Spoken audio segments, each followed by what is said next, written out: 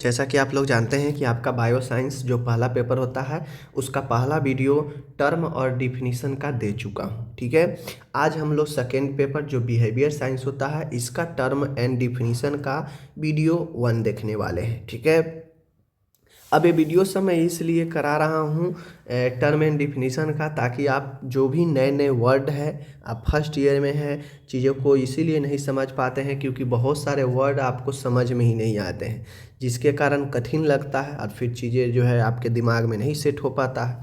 तो पहले इन सब चीज़ों को समझना बहुत ज़रूरी होगा आपके नॉलेज और एग्ज़ाम के पर्पज़ से। ठीक है, किसी भी स्टेट के है सेम सिलेबस होता है, आप कहीं भी इंडिया से जीएनएम कर रहे हैं आप ज़रूर यहाँ से पढ़ाई कर सकते हैं और समझ सकते हैं चीज़ों को। ठीक है, चलिए पहला प्रश्न यहाँ पे है साइकोलॉजी मनोविज्ञान। साइको प्लस लॉजी, लॉजी का मतलब होता है अध्ययन, साइको का मतलब होता है मन, यानी मन का विज्ञान, आत्मा का विज्ञान साइकोलॉजी कहलाता है। ठीक है, अरस्तु के अनुसार मनोविज्ञान मन का विज्ञान है। अरस्तु ने कहा, अलग अलग साइकोलॉजिस्ट जो है अपना अपना मत दिए, तो इसमें अरस्तु ने कहा कि अरस्तु के अनुसार मनोविज्ञान मन का विज्ञान है। वहीं पे बात किया जाए वाटसन के अनुसार, तो वाटसन मनोविज्ञान मानव व्यवहार का विज्ञान है। ठीक है, वाटसन ने कहा, जबकि पिलसबरी के अनुसार मनोविज्ञान मानव व्यवहार का विज्ञान है। ठीक है, तो आप जो भी याद कीजिए, पिलसबरी वही चीज़ है, मानव व्यवहार का विज्ञान है, अरस्तु मन का विज्ञान है। तो ये नॉर्मल सी भाषा है। Psychology is the science of human behaviour. ठीक है, psychology is the science of mind. ठीक है, मन का विज्ञान है। आगे है दूसरा यहाँ पे सोशियोलॉजी, समाज शास्त्र। समाज शास्त्र क्या होता है? समाज शास्त्र हमको पढ़ना है, साइकोलॉजी और सोशियोलॉजी। बिहेवियर साइंस जो आप देख रहे हैं ना, इस बिहेवियर साइंस में ये सब हम बता चुका हूँ पहले भी। ठीक है ना, तो साइकोलॉजी में जो है आपको मैं बता दूँ, साइकोलॉजी में 2 पार्ट पढ़ना है। पहला पार्ट साइकोलॉजी जो ऊपर बताए हैं, दूसरा पार्ट पढ़ना है समाज के बारे में, सोशियोलॉजी के बारे में। ठीक है, समाज शास्त्र क्या होता है? तो समाज शास्त्र समाज का विज्ञान है, जिसमें समाज में होने वाले कुरीतियों, घटनाओं, समाज में होने वाले सारे चीज़ों के बारे में पढ़ा जाता है। ठीक है, समाज के बारे में पढ़ा जाता है। ठीक है, एलेफ वर्ड के अनुसार समाज शास्त्र समाज का विज्ञान है। Sociology is the science of society. समाज शास्त्र किसका विज्ञान है? समाज का विज्ञान है, जिसमें समाज के बारे में सारे चीज़ें पढ़ा जाता है। शास्त्र, देखिए समाज और शास्त्र, समाज मतलब समाज सोसाइटी, शास्त्र मतलब अध्ययन पढ़ाई, समाज के बारे में अध्ययन या पढ़ाई करना ही समाज शास्त्र कहलाता है। ठीक है, तो ये चीज़ समझ गए आप लोग। देखिए एलेफ वर्ड ने कहा समाज शास्त्र समाज का विज्ञान है, जबकि गिडिंसन ने कहा, गिडिंस के अनुसार समाज शास्त्र समाज का वैज्ञानिक अध्ययन है। दोनों वही चीज़ कहा, बस देखिए कोई फर्क है। इन्होंने कहा समाज का विज्ञान है और इन्होंने कहा कि वैज्ञानिक तरीके से समाज का अध्ययन ही जो है समाजशास्त्र कहलाता है। तो मैंने तो इसमें भी तो बता दिया कि समाज के बारे में अध्ययन करना ही समाजशास्त्र कहलाता है। ठीक है, चलिए हो गया। अब यहाँ पे यही चीज़ें को गिडिंसन ने कह दिया कि समाजशास्त्र समग्र रूप से समाज का क्रमबद्ध वर्णन अथवा व्याख्या है। अब अध्ययन में हम लोग क्या करते हैं? वर्णन व्याख्या ही करते हैं ना, तो वही चीज़ को यहाँ भी कह रहा है, बस सिंपल सी भाषा है। तीसरा है मोटिवेशन। मोटिवेशन आप लोग जानते होइएगा, जो आपको प्रेरणा देता हो, किसी कार्य को करने में ऊर्जा भरता हो। ठीक है, आगे बढ़ाने में मदद करता है मोटिवेशन।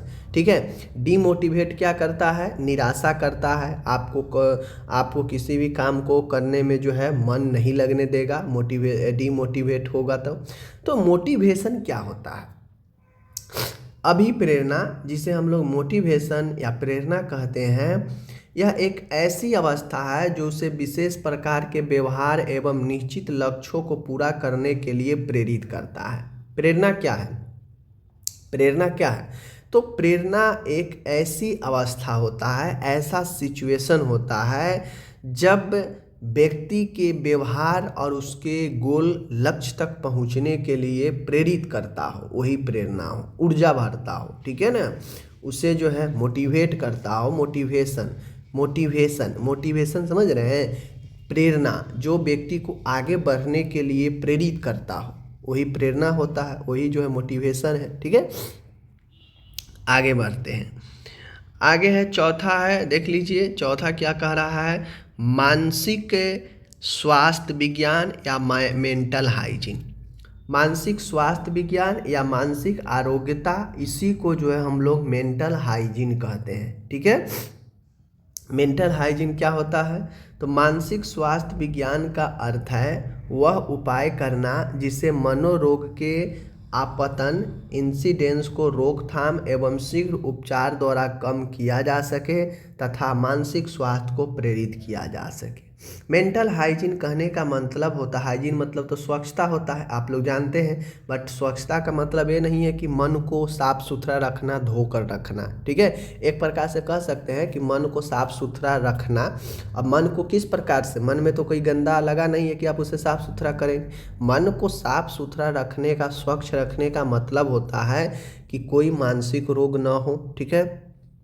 मन जो है आपका किसी रोग से ग्रसित ना हो, अगर हो तो मेंटल हाइजीन यही कहता है, मानसिक स्वास्थ्य विज्ञान यही कहता है कि वह उपाय करना, वह एक ऐसा उपाय करना जो मन के रोग यानी मनोरोग के आने पर उसको रोकथाम किया जा सके, शीघ्र उपचार द्वारा उस रोग को कम किया जा सके तथा मानसिक जो मेंटल हेल्थ है उसको बेहतर किया जा सके। यही मेंटल हाइजीन या मानसिक स्वास्थ्य विज्ञान या मानसिक आरोग्यता कहलाता है, ठीक है। एक ऐसी उपाय करना जो मन के रोग को शीघ्र उपचार दे सके, ठीक है, एक स्वास्थ्य को बेहतर, मानसिक स्वास्थ्य को प्रेरित कर सके, मनोरोग को रोकथाम कर सके, और यही जो है मेंटल आरोग्यता, मेंटल हाइजीन कहलाता है, ठीक है। चलिए, पांचवा है माल एडजस्टमेंट, कुसमायोजन। कुसमायोजन एक होता है एडजस्टमेंट, ये सब पढ़िएगा डिटेल में तो पता है। एक होता है एडजस्टमेंट, ठीक है, एक होता है एडजस्टमेंट, एक होता है माल एडजस्टमेंट। अब एडजस्टमेंट जो समायोजन होता है उसका कहने का मतलब है कि कोई एक व्यक्ति है, ठीक है, व्यक्ति को जब बैलेंस को दर्शाएगा, संतुलन को दर्शाएगा तो वह समायोजन होगा। संतुलन दर्शाने का मतलब है कि व्यक्ति किसी भी स्थिति में, किसी भी सिचुएशन में वह अपने आप को बैलेंस रखता है, संतुलित बना के रखता है, तो वह आराम से उस सिचुएशन में समायोजन बना लेता है, ठीक है। लेकिन अगर कोई कुसमायोजन का व्यक्ति है, व्यक्ति में अगर माल एडजस्टमेंट है तो वह अपने स्थिति के साथ, कंडीशन के साथ समायोजन खो देता है, समायोजन नहीं बना पाता है, जिससे तरह तरह के समस्या उत्पन्न होने लगता है, और वही जो है कुसमायोजन होता है। आप खुद समझिए, आपको किसी सिचुएशन में, किसी व्यक्ति के साथ, किसी काम के साथ या किसी जगह पर आप एडजस्टमेंट नहीं बना पा रहे हैं, आपको वहाँ पे दिक्कत हो रहा है, उस स्थिति के साथ अपने आप को नहीं ढाल पा रहे हैं, तो ये कुसमायोजन हो गया। और जब ऐसा होता है तो वहाँ पे आपको कठिनाई उत्पन्न होने लगता है, जब समायोजन नहीं बनता है तो, ठीक है, स्थिति के साथ नहीं ढाल पाते हैं तो आपको दिक्कत होने लगती है, तो यही कुसमायोजन होता है, ठीक है। कुसमायोजन व्यक्ति और उसके असंतुलन को दर्शाता है, वही चीज़ें है कि व्यक्ति और असंतुलन को दर्शाता है माल एडजस्टमेंट। जब व्यक्ति कोई भी लक्ष्य एवं सामाजिक वातावरण की मांग में खुद को नहीं ढाल पाता है, समायोजन नहीं रख पाता है, तो उसे कुसमायोजन कहते हैं। सीधा समझिए, एक व्यक्ति है, कुसमायोजन तब उत्पन्न होता है जब व्यक्ति और उसके असंतुलन को दर्शाता है। कुसमायोजन व्यक्ति और व्यक्ति के असंतुलन को दर्शाता है, ठीक है। जब कोई व्यक्ति अपने लक्ष्य को पाने के लिए या अपने किसी भी कंडीशन में खुद को नहीं ढाल पाता है, खुद को समायोजन नहीं रख पाता है वहाँ पे, तो वही जो है कुसमायोजन कहलाता है, ठीक है। अब आगे है यहाँ पे छठा समायोजन। अब जब कुछ समायोजन के समझ गए तो समायोजन जस्ट उसके उल्टा होगा, या समायोजन के जस्ट उल्टा कुछ समायोजन होगा। देखिए, समायोजन समायोजन का अर्थ है विशेष आवश्यकताओं को पूरा करने के लिए अपने आप को परिस्थितियों के अनुकूल बनाने का प्रयत्न करना। एडजस्टमेंट का मतलब ही होता है, समायोजन का मतलब ही होता है कि एक व्यक्ति है, ठीक है, वह अपने कोई भी मांग को पूरा करने के लिए या अपने कंडीशन परिस्थिति के अनुसार वह अपने आप को उस स्थिति में ढाल लेता है, उस स्थिति के अनुकूल बना लेता है, तो यही एडजस्टमेंट कहलाता है। ठीक है, तो ये चीज़ को समझ गए आप लोग। ये सब बड़ी आसान है, बस आप यही चीज़ को अगर पढ़िएगा बुक में तो नहीं समझ में आएगा, सीधी सी बात है। आगे है यहाँ पे मैं बता दूँ तनाव, स्ट्रेस। अब आप लोग ये सब वर्ड समझिएगा ना, तो जब सेकेंड ईयर में जाइएगा तो स्ट्रेस, टेंशन, ठीक है, ये सब क्या होता है आपको पता चलेगा। ये सब बीमारी उत्पन्न करता है मानसिक रोग, ठीक है ना, तो आपको पता चलेगा। देखिए होता क्या है, मैं यहाँ पे आपको क्लियर कर दूँ। तनाव, तनाव जो स्ट्रेस जो होता है, स्ट्रेस कब आता है आप खुद समझिए। किसी में तनाव या स्ट्रेस कब होता है। स्ट्रेस ऐसा नहीं है, तनाव ऐसा नहीं है कि एक्सीडेंट हो जाएगा तो आपके अंदर तनाव आ जाएगा, ठीक है। कोई घटना जो है आपका, कोई घटना जो है, जैसे मैं आपको बता दूं स्ट्रेस, तनाव कब आता है। तनाव जब आता है जब आप मानिए आप गार्जियन हैं, ठीक है, घर के गार्जियन हैं और आप अपने जिम्मेदारी को घर में पूरा नहीं कर पा रहे हैं। एज फॉर एग्जांपल, आपके पास इतना ज़्यादा इनकम नहीं हो रहा है जिससे घर में आप अपने ज़रूरतों को पूरा नहीं कर पा रहे हैं। घर में बार बार लड़ाई हो रही है, घर में बार बार जो है आपको प्रताड़ित करना पड़ रहा है कि तुम कमाते नहीं हो, ये नहीं है, वो नहीं है, तुमसे घर नहीं चल रहा है। ऐसे बहुत सारे, मतलब कुछ ऐसा सिचुएशन जो व्यक्ति के अंदर एक ऐसा परिस्थिति उत्पन्न करता है जो व्यक्ति को ज़रूरत से ज़्यादा चीज़ों को, डिमांड को दर्शाता है। जैसे हमारा क्षमता 2 रुपये के है, हमारा खर्च 4 रुपये का है। अब ये 4 रुपये के मैनेज करने के लिए हमें तो मुश्किल होगा क्योंकि कमाई 2 का ही है, खर्चा 4 का हो रहा है। तो ऐसे में जो इन चीज़ों को पूरा करने के लिए जो जिम्मेदारी बढ़ जाती है और कुछ ऐसे घटना होते हैं जो कारण बनते हैं तनाव का। एक ऐसा परिस्थिति उत्पन्न हो जाता है जो व्यक्ति को क्या होता है, जीवन में असमंजस, एडजस्टमेंट जो होता है व्यक्ति नहीं बना पाता है, ठीक है। और जब एडजस्टमेंट, तनाव क्या है, देखिए तनाव जो होता है, तनाव एक मानसिक स्थिति है, मेंटल, यह में मानसिक स्थिति, मानसिक क्रिया, जहाँ भी कह देगा ना मानसिक प्रक्रिया, समझिएगा वह मन में होने वाला प्रक्रिया है। तो स्ट्रेस भी आपके मन से ही, दिमाग से ही शुरू होता है। ऐसा नहीं है कि आपके बॉडी में स्ट्रेस, तनाव उत्पन्न होता है, नहीं, यह एक मानसिक स्थिति है जो आपके मन में उत्पन्न होता है तनाव, ठीक है। तनाव क्यों उत्पन्न होता है, तो तनाव इसलिए उत्पन्न होता है कि जब आपने जीवन में आपको जो है जिम्मेदारी से अधिक बोझ बढ़ जाएगा, ठीक है, आप आवश्यकताओं को पूरा नहीं कर पाएंगे। कुछ ऐसे घटना होते हैं जो तनाव के कारण बनते हैं, ठीक है। मतलब कुछ ऐसे चीज़ें जो आपके ऊपर बोझ डल जाए, जो आपके ऊपर प्रेशर डाले, तो इन सब चीज़ों से व्यक्ति के अंदर एक मानसिक स्थिति उत्पन्न हो जाता है जिसे तनाव कहते हैं, ठीक है। तनाव, व्यक्ति हमेशा स्ट्रेस में रहता है, ठीक है। घर में बार बार झगड़ा होना, ये भी एक घटना ही है, तो इससे भी व्यक्ति के तनाव बनता है। और यही तनाव अगर व्यक्ति में कंटिन्यू बने रहता है तो यही मानसिक रोग उत्पन्न करता है, जो व्यक्ति के अंदर एंजाइटी हो गया, व्यक्ति के अंदर डिप्रेशन हो गया, ठीक है, और भी अन्य रोग होते हैं वह उत्पन्न करता है। इसीलिए कहता है कि व्यक्ति को ज़्यादा हमेशा तनाव, स्ट्रेस, टेंशन नहीं लेना चाहिए, ठीक है। ज़्यादा तनाव उत्पन्न होगा, हमेशा टेंशन में रहेंगे, तनाव में रहेंगे, तो आपको यह आगे चल के मानसिक रोग से ग्रसित कर देगा, ठीक है। क्योंकि यह सबसे फर्स्ट स्टेज है किसी भी बीमारी को, मानसिक रोग बीमारी को शुरू करने का सबसे फर्स्ट स्टेज जो है यह तनाव ही है। तनाव ही जो है आपको अलग अलग बीमारियों में बट जाता है जैसे जैसे आगे बढ़ेगा। तो ठीक है। इसलिए आप अपने जिम्मेदारी को जितना चला सकते हैं उतना ही बोझ लेकर चलिए। घर में मिलजुल कर रहिए, बार बार झगड़ा झंझट नहीं करिए। कुछ ऐसे घटना हो भी जाता है तो उसे नज़रअंदाज कर दीजिए। अगर उसे मन में बैठा के तनाव में रहेंगे, हमेशा टेंशन में रहेंगे तो दिक्कत करेगा। ठीक है, यही तनाव होता है, समझ गए। आगे है पर्सनालिटी, व्यक्तित्व। देखिए, व्यक्ति और व्यक्तित्व में अंतर होता है, ठीक है ना। व्यक्ति और व्यक्तित्व में अंतर होता है। व्यक्ति तो हो गया जो आपका व्यक्ति है, ठीक है ना, वो एक आदमी है, एक महिला हो सकती है, एक पुरुष हो सकता है, बच्चा हो सकता है, व्यक्ति, ठीक है ना। व्यक्ति में कुछ भी आ जाता है। लेकिन व्यक्तित्व जो होता है, पर्सनालिटी, यह व्यक्ति के समस्त गुणों को बताता है, ठीक है ना।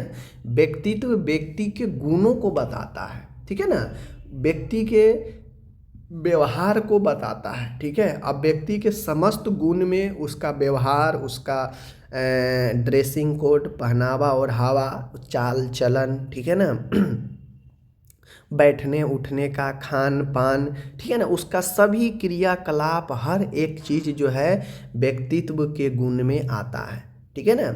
अब आप जाते हैं इंटरव्यू के सामने में तो आपके पर्सनालिटी को जज करते हैं। पर्सनालिटी को जज करते हैं, उसमें आपका ड्रेसिंग कोड होता है, आप कैसे क्या पहने हैं, ठीक है ना, आप बोल किस लैंग्वेज में रहे हैं, बैठ कैसे रहे हैं, ठीक है, चल कैसे रहे हैं। ये सब व्यक्तित्व का, एक व्यक्ति का गुण होता है। और इन व्यक्ति के समस्त व्यवहारिक गुणों को ही जो है हम लोग क्या कहते हैं, पर्सनालिटी कहते हैं। सीधी सी बात है, ठीक है। चलिए, ये हो गया। आगे चलता हूँ। नौमा देख लीजिए, ए कॉन्फ्लिक्ट, अंतर्द्वंद, या इसी को हम लोग संघर्ष कहते हैं, ठीक है ना।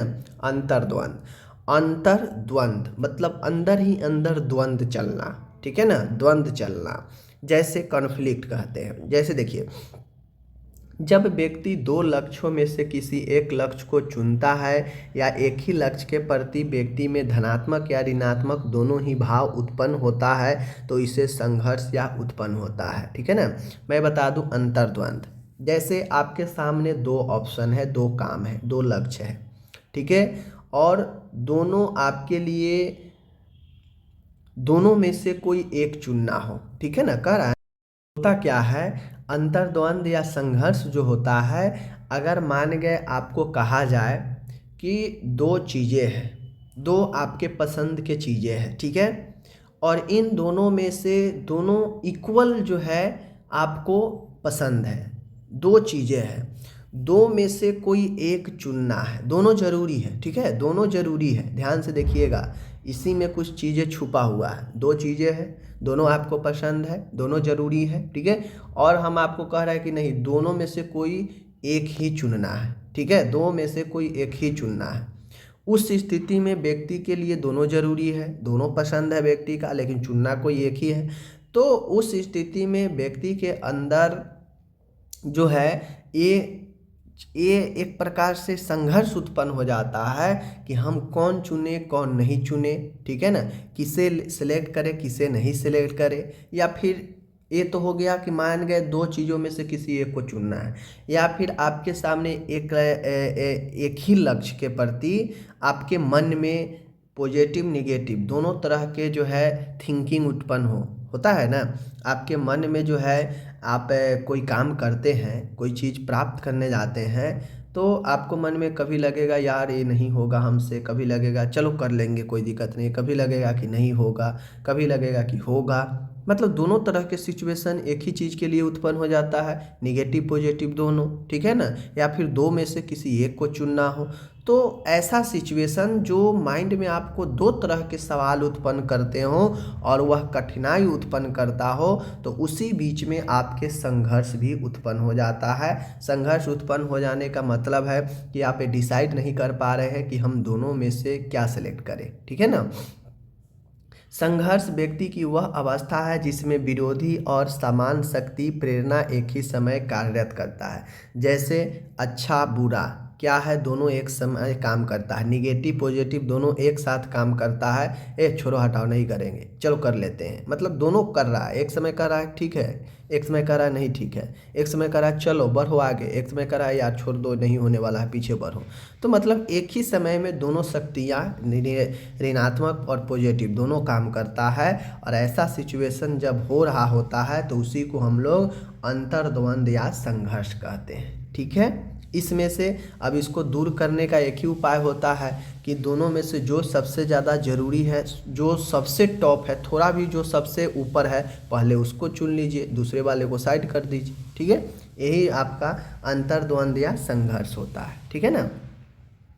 आज का आखिरी है कुंठा, या इसी को हम लोग निराशा फ्रस्ट्रेशन कहते हैं। देख लीजिए फ्रस्ट्रेशन क्या है। एक क्वेश्चन ऑब्जेक्टिव में पूछा जाता है कि कुंठा शब्द का उत्पत्ति किस शब्द से हुई है। तो ध्यान दीजिएगा, कुंठा शब्द की उत्पत्ति लैटिन भाषा के शब्द फ्रस्ट्रा से हुई है। किससे हुई है? फ्रस्ट्रा से हुई है, ठीक है ना, फ्रस्ट्रा से, ध्यान रखिएगा। इसका अर्थ है लक्ष्य के मार्ग में कोई बाधा आना, ठीक है ना। फ्रस्ट्रा का मतलब होता है कि आपके लक्ष्य में कुंठा या निराशा का मतलब ही होता है। देखिए फ्रस्ट्रा का मतलब होता है, ये तो फ्रस्ट्रा लैटिन शब्द है, लेकिन इसका मतलब है कि लक्ष्य के मार्ग में कोई बाधा आना, रुकावट आना, ठीक है। आज के समय में व्यक्ति को दैनिक जीवन यापन अनेक कठिनाइयों का सामना करना पड़ता है, साथ ही उसे अपने वातावरण के साथ समायोजन करते समय कभी कभी विशेष समस्याएं भी आ जाती है, ठीक है ना। समझाऊंगा, जिनका वह समाधान नहीं कर पाता है, फलस्वरूप वह कुंठा का शिकार हो जाता है। कुंठा उत्पन्न होने में व्यक्ति का अवसाद, चिंता, डर, क्रोध आदि उत्पन्न होते हैं। देखिए समझिए, कुंठा या निराशा सीधा सीधा समझ लीजिए, जैसे आप जो चीज़ करना चाहते हैं और उस चीज़ों में बार बार करने के बाद भी असफल हो जाते हैं, तो आपको अंदर क्या उत्पन्न होता है? फ्रस्ट्रेशन, ठीक है। आप उसके प्रति बहुत ज़्यादा जो है फ्रस्ट्रेट हो जाते हैं, आपके अंदर निराशा हाथ लगता है, यही चीज़ें होता है जब बार बार हम किसी चीज़ ज़रूरत। अब देखिए आज के दैनिक जीवन में आपका पढ़ाई लिखाई हो गया, काम हो गया, ठीक है, आप अपने अनेक तरीक़ों के जो है काम करते हैं। अब काम करते हैं तो जाहिर सी बातें हैं, सभी काम इतना आसान हो नहीं जाता है, उसमें समस्या भी उत्पन्न होता है, समस्या का सामना भी करना पड़ता है, ठीक है ना। अब जब समस्या का सामना करना पड़ता है तो कुछ कुछ ऐसे समस्या आ जाते हैं आपके काम में, आपके लक्ष्य में, जिसको आप जो है सॉर्ट आउट नहीं कर पाते हैं, वो आपको बहुत परेशान करता है, और उसी समस्या के कारण आप अपने लक्ष्य को भी नहीं पा सकते हैं, नहीं पाते हैं। तो क्या होता है कि आपके अंदर जब आप किसी समस्या का समाधान नहीं कर पाते हैं और आपका लक्ष्य जो है आपसे दूर चला जाता है, तो उसके फलस्वरूप आपके अंदर जो है फ्रस्ट्रेशन आ जाता है, कुंठा आ जाता है, ठीक है। यही होता है फ्रस्ट्रेशन या कुंठा। जाहिर सी बातें हैं, बार बार एग्ज़ाम दे रहे हैं, पढ़ाई कर रहे हैं, एग्ज़ाम क्लियर नहीं हो पा रहा है, पास नहीं कर पा रहे हैं, फ्रस्ट्रेट हो ही जाता है व्यक्ति के अंदर निराशा होता ही है, तो ही फ्रस्ट्रेशन होता है, ठीक है। समझ गए आप, सीधा सीधा समझिए, जब आप अपने कामों में, जब आप अपने किसी लक्ष्य में नहीं सफल हो पाते हैं तो उससे कठिनाई, समस्या उत्पन्न होता है और व्यक्ति के अंदर जो है फ्रस्ट्रेशन आ जाता है। समझ गए। चलिए अब ये जो कुंठा उत्पन्न होता है, ये जो फ्रस्ट्रेशन, स्ट्रेस मैंने बता दिया कि वो स्टार्टिंग पॉइंट है किसी भी मानसिक रोग को शुरू करने का, लेकिन आगे चल के फ्रस्ट्रेशन जो होता है यह और भी दिक्कत देता है। मान गए बहुत लोग देखते होइएगा, पढ़ लिख के बार बार एग्ज़ाम दे कर परेशान हो जाता है, वो असफल होता है हर बार, लास्ट में कोई गलत कदम उठा लेता है जो कि नहीं करना चाहिए। कदम क्यों उठाता है? क्योंकि वो व्यक्ति फ्रस्ट्रेट हो चुका है, मेंटली रूप से निराश हो चुका है बहुत, ठीक है।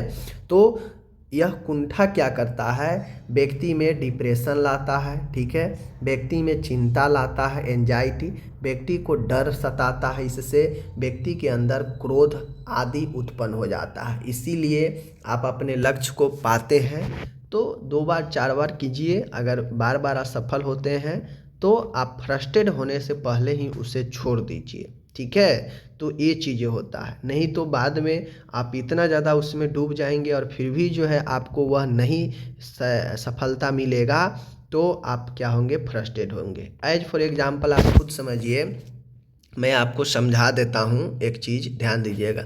जैसे नॉर्मल चीज़ें हैं आजकल, लव नहीं कहता है कि फलाना प्यार में जो है इतना पागल हो चुका था कि वो जो है उस नहीं मिला तो वो गलत कदम उठा लिया।